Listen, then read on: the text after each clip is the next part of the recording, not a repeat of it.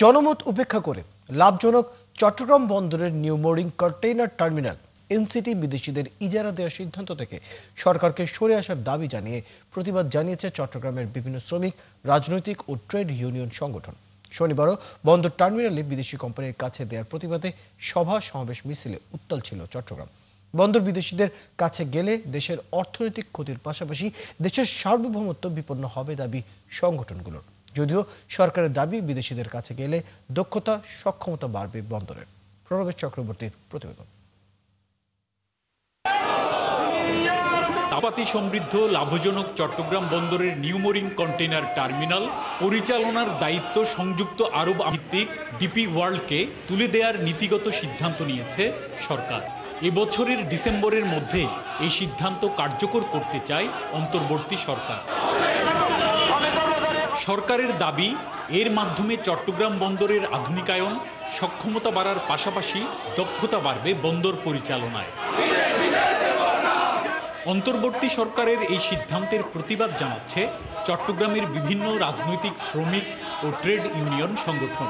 শনিবার বিভিন্ন সংগঠনের পৃথক পৃথক প্রতিবাদ সমাবেশ মিছিলে মুখর ছিল চট্টগ্রাম। বন্দর ইজারা দেওয়ার সিদ্ধান্ত থেকে অন্তর্বর্তী সরকারকে সরে আসার দাবি জানিয়ে শনিবার বিকেলে চট্টগ্রামের লালদিঘি ময়দানে বিক্ষোভ সমাবেশ করে শ্রমিক ঐক্য পরিষদ স্কপ। শ্রমজীবী মেহনতি সংগ্রামী জনতা কোনো প্রকারেই এই বন্দরকে বিদেশিদের হাতে তুলে দিবে না। বাংলাদেশের জাতীয় সম্পদগুলা, লাভজনক সম্পদগুলা ওই বিদেশি বানিয়াদের হাতে তুলে দিয়ে এই দেশকে অর্থনৈতিকভাবে পঙ্গু করে দেওয়ার জন্য কর্মসূচি নিয়ে উনি কাজ করে যাচ্ছেন। লাভজনক বন্দরকে, এনসিটিকে বিদেশিদের দেওয়ার চেষ্টা করবেন না। আগের সরকার ব্যর্থ হয়েছে, আপনিও ব্যর্থ করে দেওয়া হবে। নিউ মোরিং কন্টেইনার টার্মিনাল একটা লাভজনকভাবে চলছিল, সেই লাভজনক প্রতিষ্ঠানটিকে কেন বিদেশিদের হাতে দিতে হবে, সেই জায়গাটায় আমাদের বুঝতে হবে। এদিকে জনমত উপেক্ষা করে বন্দর হস্তান্তরের সিদ্ধান্তের প্রতিবাদে নগরীর পুরনো রেল স্টেশন চত্বরে সমাবেশ করে বাম গণতান্ত্রিক জোট ও ফ্যাসিবাদ বিরোধী বাম মোর্চা। বাংলাদেশের বন্দর, এখানে তার ব্যবস্থাপনা এবং তার পরিকল্পনা অবশ্যই বাংলাদেশের জনগণকে নিতে দিতে হবে।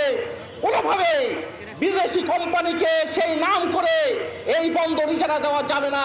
নিউ মোরিং কন্টেইনার টার্মিনাল দেওয়া আর স্টারলিংকে অলরেডি দিয়ে দিয়েছে, আর ওই আরকানে করিডোর, এই তিনটা মানে একটা আরেকটার সাথে সম্পর্কিত। এই গোটা বাংলাদেশ নিয়ে আজকে চক্রান্ত করছে। বন্দর ইজারা দেওয়ার মাধ্যমে অন্তর্বর্তী সরকার দেশের স্বার্থ না দেখে দেশের নিরাপত্তা ও সার্বভৌমত্ব হুমকির মধ্যে ফেলছে বলেন বক্তারা। দেশ বিরোধী যেসব চেয়ারম্যান আসবে তাদেরকে এখান থেকে সরাতে হবে। তারা বন্দরকে লুটপাট করে খেচ্ছে এবং আমাদের বে টার্মিনাল ওখানে একটা নাকি ডিপিওয়ালকে দিয়ে দিচ্ছে। কিভাবে দিচ্ছেন আপনি? আমেরিকা থেকে, ব্রিটেন থেকে, ফ্রান্স থেকে লোকজন এনে এই আইন শৃঙ্খলা রক্ষাকারী বাহিনীর দায়িত্ব দেন, তা তো দিবেন না। তাহলে বন্দর কেন পরিচালনা করার জন্য বিদেশি কোম্পানির কাছে দিতে হবে? চট্টগ্রাম বন্দর ইজারার প্রতিবাদে পুরো নভেম্বর মাস জুড়ে সারা দেশে গণসংযোগ, পথসভা ও নভেম্বরের শেষ সপ্তাহে যমুনা ঘেরাওয়ের কর্মসূচি ঘোষণা করা হয় প্রতিবাদ সমাবেশ থেকে। প্রণবেশ চক্রবর্তী, ৭১, চট্টগ্রাম।